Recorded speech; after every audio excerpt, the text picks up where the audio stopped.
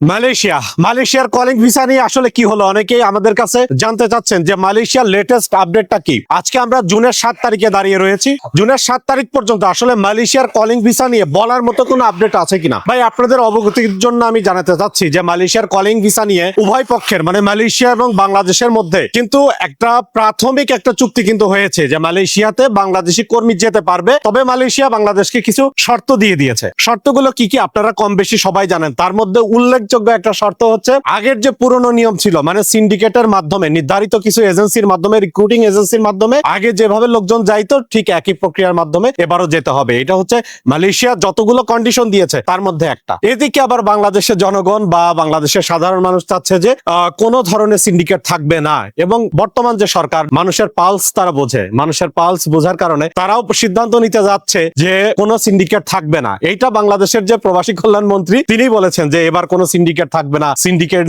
মানে সিন্ডিকেটের বিরুদ্ধে আমাদের যুদ্ধ, এই সেই অনেক কিছু উনি বলছেন। এখন মূল কথা হচ্ছে যে যদি সিন্ডিকেট না থাকে তাহলে মালয়েশিয়ার শর্ত পূরণ হয় না, আর মালয়েশিয়ার শর্ত না পূরণ হইলে মালয়েশিয়া কলিং ভিসা খুলবে না। তাইলে এখানে আপনারা আজকের এই ভিডিও দেখে একটা মন্তব্য আমাদেরকে জানাবেন যে সিন্ডিকেট সহ যদি মালয়েশিয়ার কলিং ভিসা ওপেন হয় তাহলে যে জিনিসটা হবে যে ভিসার রেটটা অনেক বেশি থাকবে। নরমালি সরকারি রেট যদি ধরেন 1.5-2 লাখ টাকার মধ্যে থাকে, সিন্ডিকেটের কবলে যদি পড়ে সেটা গতবারের যেটা আমরা দেখেছি 5 লাখ 6 লাখ 7 লাখ টাকা পর্যন্ত এটা উঠে যায়। তো এরকম রেট হবে, বাট মানুষ যাইতে পারবে। আর একটা হচ্ছে যদি আমরা মালয়েশিয়ার শর্ত মেনে না নিই, যদি সিন্ডিকেট যদি না রাখি, যদি মেনে না নিই, মালয়েশিয়া কলিং ভিসা খুলবেই না, মানে টোটালি তখন আর কেউ যাইতে পারবে না। একটা হলো যদি যাইতে হয় সিন্ডিকেটের মধ্যে দিয়ে যাইতে হবে, আপনাকে ওই বেশি টাকা দিয়ে যাইতে হবে। আর যদি মালয়েশিয়ার শর্ত আপনি মেনে না নেন তাহলে মালয়েশিয়ার পথ বন্ধ। বাংলাদেশের সেকেন্ড লার্জেস্ট সব থেকে বড় যেখান থেকে রেমিটেন্স আসে দুইটা দেশ, একটা হচ্ছে সৌদি আরব আর একটা হচ্ছে মালয়েশিয়া। সেকেন্ড লার্জেস্ট একটা দেশ যেখানে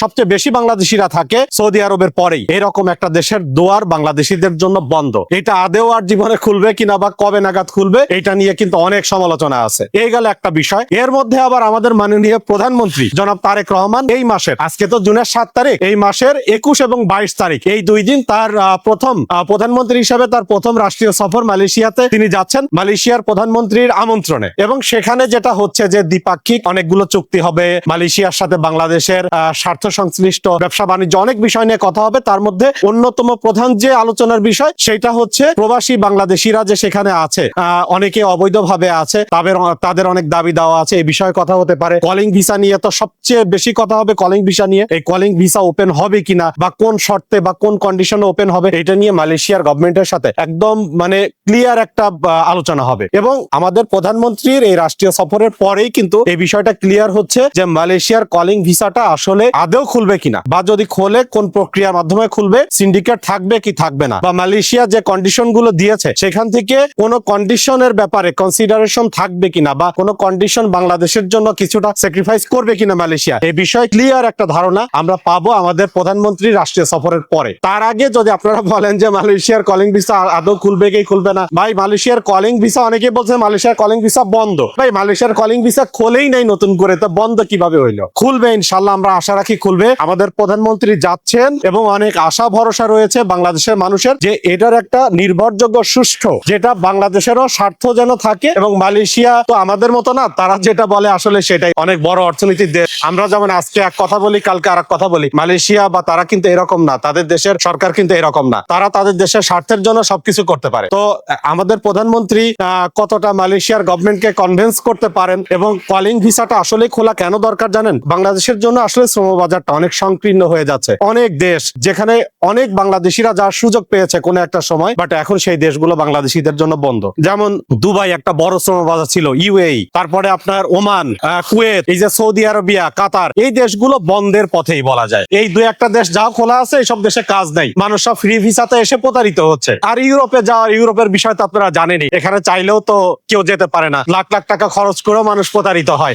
তাহলে বাংলাদেশিরা আসলে কোথায় যাবে? ডে বাই ডে এই যে বেকারত্ব সমস্যা যে বেড়েই যাচ্ছে, আস্তে আস্তে বাংলাদেশিদের জন্য সমস্ত দরজা বন্ধ হয়ে যাচ্ছে। তো নতুন সরকার, তারা নতুন ক্ষমতা এসেছে, তাদেরকে কাজ করার সুযোগ দিতে হবে। তাদের নিয়ে অনেক বিতর্ক থাকবে, সমালোচনা আমরা করব। তারা যদি আমাদের জন্য, প্রবাসীদের জন্য বা বাংলাদেশের বেকার জনগোষ্ঠীর জন্য যদি ভালো কিছু আনতে পারে সেটার অবশ্যই আমরা প্রশংসা জানাবো, সাধুবাদ জানাবো। তো আমাদের প্রধানমন্ত্রীর এই রাষ্ট্রীয় সফরের পরেই আসলে মূলত মালয়েশিয়া নিয়ে একটা ভালো আপডেট দেওয়া যাবে বা ভালো আপডেট সরকারের পক্ষ থেকেও পাওয়া যাবে। সেই পর্যন্ত সবাই সময় ধৈর্য ধরবেন।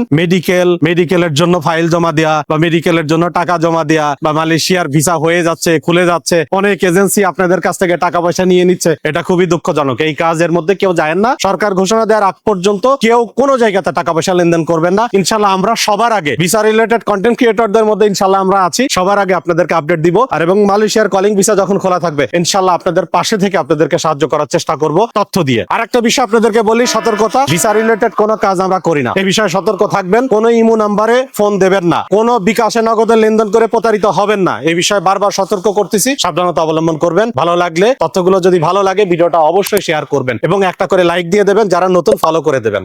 আসসালামু আলাইকুম।